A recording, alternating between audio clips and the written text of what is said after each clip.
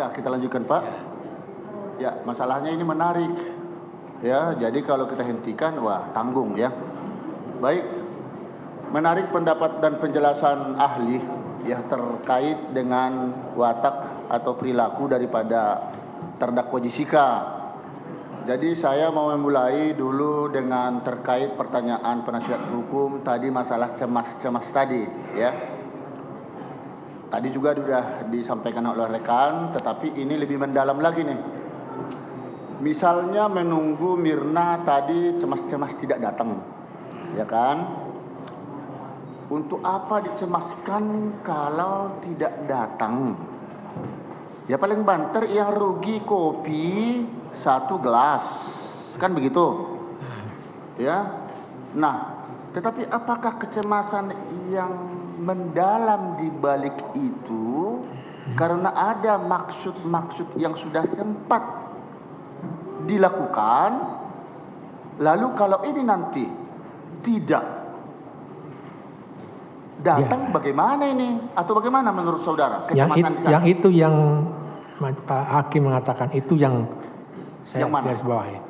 Iya, kalau tidak datang tidak sesuai rencananya. Dia cemas, harap-harap cemas pengen datang. Kalau dia tidak datang tidak ya, akan gagal lah rencananya. Gagal rencananya. Memangnya ada rencana yang akan dilakukan di situ? Dari urutan-urutan dari gestur, kemudian tahap-tahap dan sebagainya semua itu. Dari urutan-urutan? Urutan gestur, dari melihat wajahnya, ya.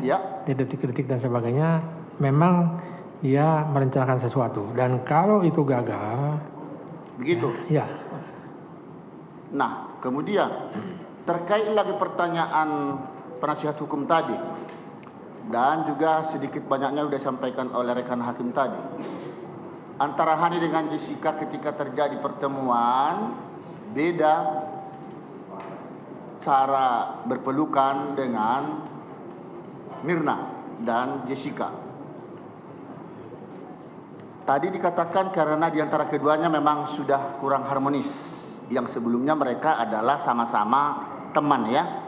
Apakah karena sudah ada tanda-tanda batin yang mendalam, yang tidak enak antara Mirna dengan Jessica, sehingga ya cara berpelukan itu tidak seperti layaknya pertemanan? Jelaskan. Ya. Bisa saudara jawab? Iya. Saya kira jawabannya iya. Dan biasa dalam literatur itu menjaga jarak jauh dan sebagainya itu ada gambar-gambarnya itu sebetulnya. Teori apa itu? Teori dari Gennaro.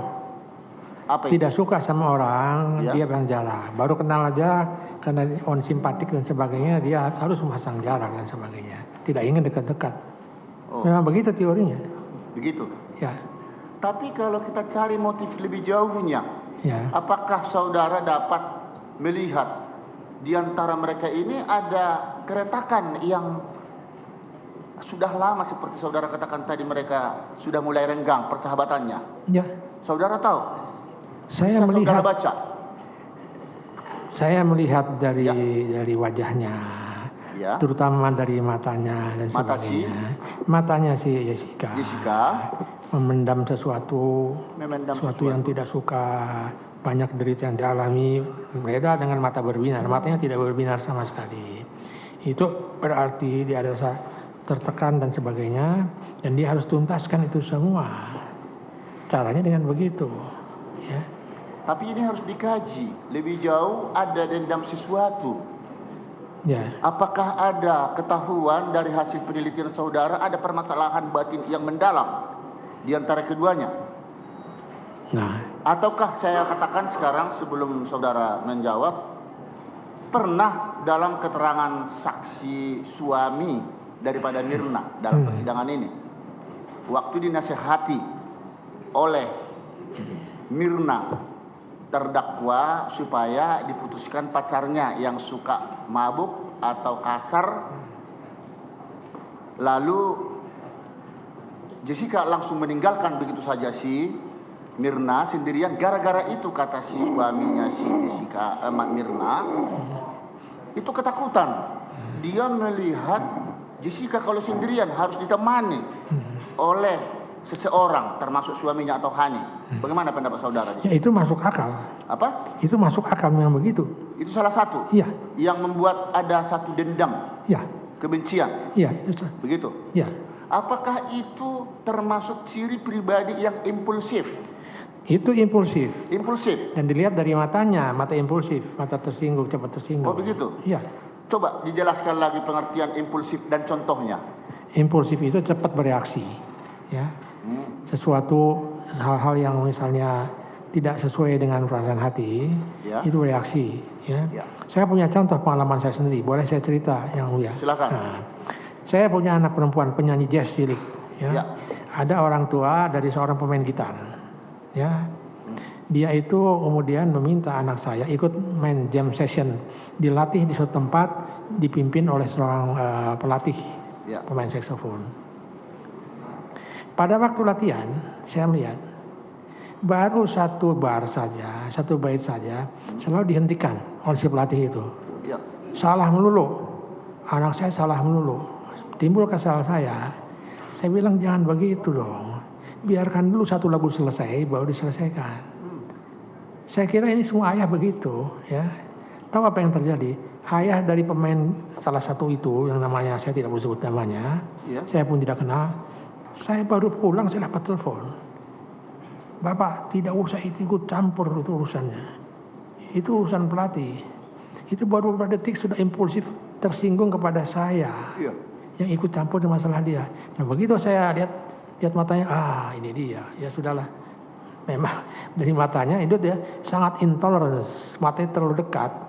Yang lain kalau dia matanya lebih jauh, dia akan toleransi. Itu. Nah saya melihat wajah Jessica termasuk yang intolerance. Ada ke arah itu ya? Ya. Lanjut. Ini kembali mengenai masalah disebutkan Jessica pendendam. Ya. Apa ada kaitannya? Oh sudah. Itu terjawab.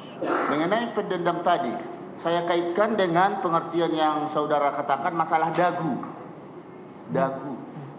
Terdakwa menunjukkan ada sifat-sifat keras kepala. Tidak suka ditekan. Lebih banyak menekan kemarahan. Sehingga tidak menutup kemungkinan menjadi pendendam. Kaitan pendendam. Apa betul seperti itu ya pengertian saudara tadi ya? Apakah contoh yang disebutkan, yang sudah saudara sebutkan contoh tadi juga, teori apa sebenarnya? Ini kasus, studi kasus. Studi kasus? Ya, kalau yang namanya kualitatif itu grounded, ya, teori baru ketemu setelah melakukan penelitian. Kalau kuantitatif metodologi, bekalnya teori dulu. Ya.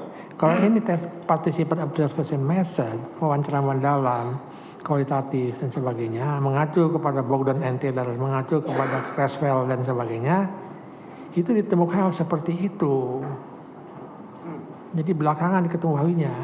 Inilah kemudian, oleh karena itu, saya punya buku namanya Rangkap Penyimpangan dalam Kejahatan, Gala-gala Budaya dalam Transisi, diluncurkan.